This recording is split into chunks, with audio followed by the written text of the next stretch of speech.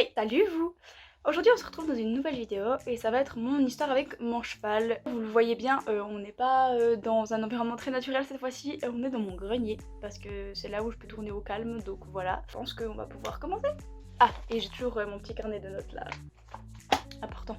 Vous l'aurez remarqué, je parle toujours vite, promis j'essaie de faire des efforts mais c'est pas facile. Donc mon histoire a commencé le 15 novembre 2011 exactement, où j'ai reçu une petite carte. D'ailleurs je vais me décaler de nouveau comme dans la première vidéo, puisque je vais essayer de vous incruster au fur et à mesure des périodes dont je parle, des photos qui correspondent de Kenji et moi. Je disais, le 15 novembre 2011, j'ai reçu pour mon anniversaire une carte de 10 bons d'équitation. Et ça a été le début d'une longue histoire d'amour avec les chevaux. Donc je suis arrivée dans cette écurie, dans l'écurie dans laquelle j'ai appris à monter avec ma prof d'équitation. Au départ, j'ai commencé par monter un cheval qui n'était pas du tout Kenji. Je sais même pas si Kenji était déjà dans l'écurie ou pas, honnêtement je m'en rappelle pas. Mais je pense que oui, il était déjà là. Simplement, j'y faisais pas vraiment attention quand j'étais en amour complet sur le cheval que je montais au tout début. Et puis la propriétaire de ce cheval n'a plus voulu qu'on le monte, donc c'est là à ce moment-là que j'ai commencé à monter Kenji. Alors à savoir, quand j'ai commencé à monter sur Kenji, il avait 5 ou 6 ans, quelque chose comme ça, je me rappelle plus exactement, mais dans ces eaux-là. C'était un poney qui a pas vraiment été travaillé, il a été débourré comme tous les chevaux vers 3 ans, et ensuite il vit en troupeau, et c'est tout. Il n'a pas été bossé du tout. Jusqu'à ce qu'il arrive dans mon écurie, donc ma prof l'a pas mal bossé et tout ça avant que je le monte, mais ça restait un cheval qui était très vert et, comment dire, énergique, si je peux dire ça, et j'étais une cavalière qui avait très peu d'expérience. Donc voilà, bref, j'ai commencé à le monter et donc du coup, je ne l'aimais pas du tout. Mais alors pas du tout, parce que justement, il était trop compliqué pour moi en fait, j'avais pas du tout le niveau pour monter ce cheval, ce qui fait que je me faisais pas du tout plaisir et que je ne l'aimais pas. À tel point que pour vous dire que quand ma maman m'amenait à mon cours et que je savais que je devrais le monter lui, j'étais à deux doigts de dire à maman non viens, on remonte dans la voiture, on fait demi-tour, on rentre à la maison. Voilà, et c'est véridique. Ensuite, au fur et à mesure que le temps a passé et que j'ai été, entre guillemets, obligée de le monter, j'ai commencé à m'habituer à lui, mais on n'avait pas une relation au top du top. Enfin, je veux dire, je le montais, j'étais à peu près habituée à ce cheval, et puis ça s'arrêtait à peu près là. Et puis on a commencé à faire du travail à pied ensemble, et il s'est révélé vraiment dans le travail à pied, dans le travail à pied. C'est quelque chose qu'il adore vraiment et dans lequel il s'épanouit énormément, et moi aussi du coup. C'est là qu'on a vraiment commencé à créer une relation, lui et moi. En fait, j'ai commencé à le comprendre et il a commencé à me comprendre aussi. Et c'est là qu'on a commencé à vraiment avancer et que je me suis rendu compte que c'était un cheval vraiment génial en fait. Et une fois qu'à pied on s'est vraiment bien entendu et qu'on a commencé à créer déjà une belle relation, à la monte ça allait beaucoup mieux, ça allait plus facile, j'avais moins peur. Parce que c'était le genre de cheval à embarquer au fond de la carrière, à faire un cabré demi-tour. Et quand on est cavalier débutant, ça fait très peur.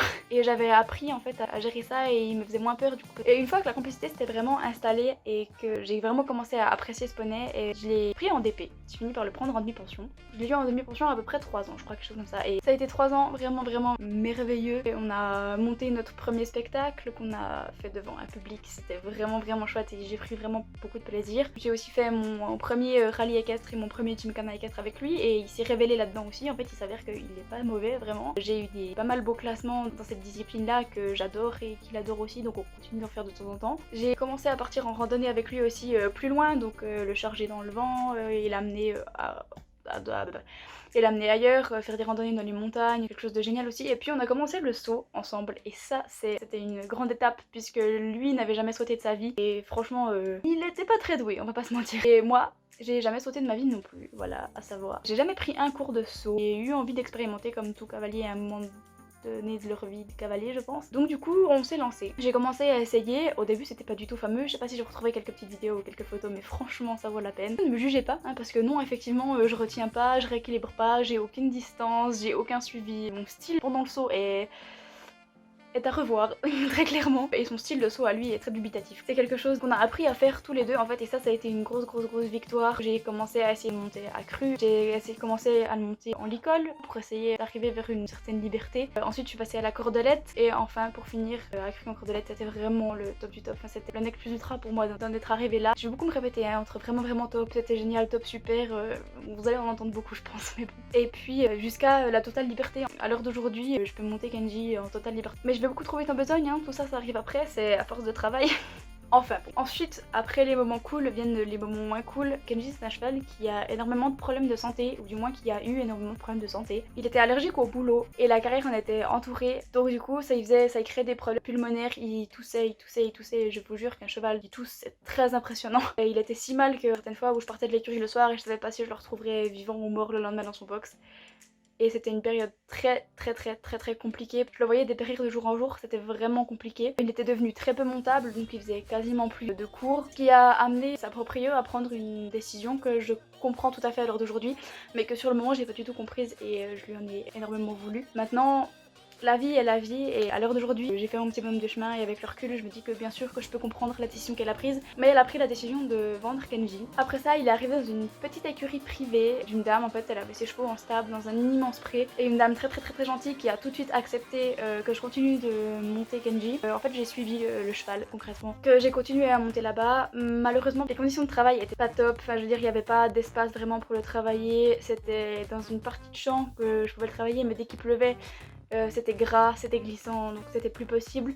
Partir en balade seule, je pouvais effectivement partir, mais il nous est arrivé une petite aventure que peut-être je vous raconterai dans une prochaine vidéo, dites-moi si ça vous intéresse. Mais il nous est arrivé une petite aventure en balade qui m'avait à l'époque pas mal traumatisée et j'avais beaucoup de mal à partir en balade seule avec lui. Du coup, en fait, c'est son caractère cette fois-ci qui a pris le dessus et je me suis rendu compte que Kenji est un cheval qui a besoin impérativement de travailler parce qu'il est devenu méchant, tout simplement en fait, dû au manque de travail. Et il est devenu très dominant dans le troupeau dans lequel il était, au point de charger presque quand on allait le chercher au parc, il était vraiment devenu dangereux. Par contre, en parallèle de son caractère qui a été devenu presque ingérable, ses problèmes de santé par contre sont beaucoup améliorés puisqu'il était dans un univers où il n'y avait plus vraiment de boulot. Ses problèmes de tout sont vraiment améliorés. Il a repris du vif, il était de nouveau un peu punchy parce que pendant la période où il était pas bien justement il était très peu montable, il était très plat. Après au niveau des problèmes de santé, j'ai oublié de vous dire avant, Kenji c'est un cheval qui a, alors il y a un million de noms pour cette maladie, la dermite, la dermatite, de l'eczéma.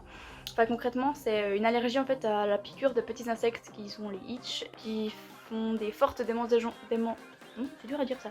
Qui font de fortes démangeaisons. Non. Qui font de fortes démangeaisons. Oui, voilà.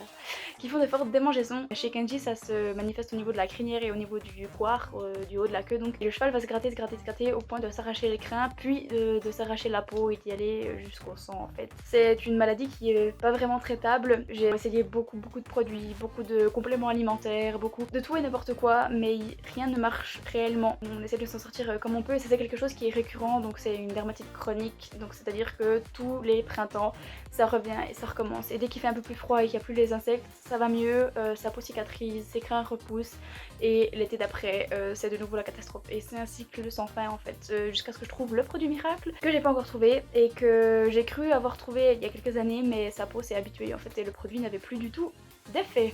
Enfin donc hormis ce problème là qui est récurrent, son autre problème de santé s'est vraiment amélioré, il allait vraiment beaucoup mieux et donc comme je disais il a récupéré un peu de punch et c'était très agréable. Ensuite de ça, en guillemets malheur est arrivé, il s'est passé un événement qui a fait que la propriétaire ne pouvait pas garder Kenji et elle m'a clairement dit qu'il fallait que je trouve une solution pour ce cheval. La situation a été très compliquée à ce moment là, mais la personne n'y pouvait rien du tout, je n'y pouvais rien, les chevaux n'y pouvaient rien, on s'est tous fait prendre au dépourvu et il a fallu trouver des solutions très vite. Donc de mon côté c'est entamé une grosse réflexion à savoir est-ce que je pouvais assumer un cheval ou non, sachant que mes parents m'ont clairement dit que si un jour je prenais un cheval à ma charge, il était à ma charge et non pas à la leur. Donc voilà, c'est entamé une longue réflexion, puis une longue recherche d'établissement et j'ai trouvé une chouette écurie qui m'a beaucoup plu. Et ensuite je suis allée discuter avec sa propriétaire et je suis devenue propriétaire de Kenji le 12 janvier 2018. Et le 20 janvier 2018, il partait pour sa nouvelle écurie du coup, qui est en France. Donc comme je l'ai dit dans la vidéo présentation, c'est pour ça que j'ai quelques petits problèmes dus au confinement. Et là c'est entamé entre guillemets une nouvelle ère pour nous puisque j'étais devenue propriétaire et qu'on avait de nouveau des installations pour retravailler. Donc la remise au travail entre guillemets a vraiment commencé à ce moment-là. En parlant de cette écurie, faudrait que je le voie avec le propriétaire des lieux d'ailleurs, mais j'essaierai de vous faire un écurie tour, je sais pas si je le dis comme ça mais vous avez compris, dès que possible, dès que je pourrai. Après je sais pas trop comment ça va se passer parce qu'il y a des travaux de prévus, donc je ferai peut-être la vidéo plutôt après les travaux. Je sais pas, d'abord il faudra qu'on soit déconfiné et que je puisse retourner à mon écurie,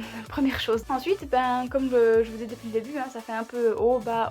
Comme j'avais récupéré Kenji, que la vie était belle, que la vie était rose, qu'on arrive dans une magnifique écurie dans laquelle on se sentait bien tous les deux, je me suis cassé un pied. Donc j'ai dû complètement arrêter de monter. Du coup, il a été mis au parc pendant un bon moment. J'ai trouvé une amie qui était dans la même écurie que moi, qui montait Kenji une fois par semaine parce que justement comme je vous ai dit, s'il manque de travail, il devient agressif, donc c'était vraiment pas mon but. Et comme je savais déjà à quoi m'attendre. Je voulais vraiment éviter les problèmes. Donc du coup j'ai demandé à une amie de bien vouloir le monter et elle a très gentiment accepté et elle a fait du bon boulot avec d'ailleurs, donc si tu passes par là, merci beaucoup. Ensuite de quoi, donc Kenji a dû changer de parc. Il était au pré avec 4 autres chevaux et il a dû changer de pré parce qu'il y avait des mésententes entre les chevaux du parc, mais aussi parce que avec sa dermite ce serait bien que à l'aube et au crépuscule il soit à l'intérieur parce que c'est là où les insectes auxquels il est allergique sont le plus motivés, on va dire.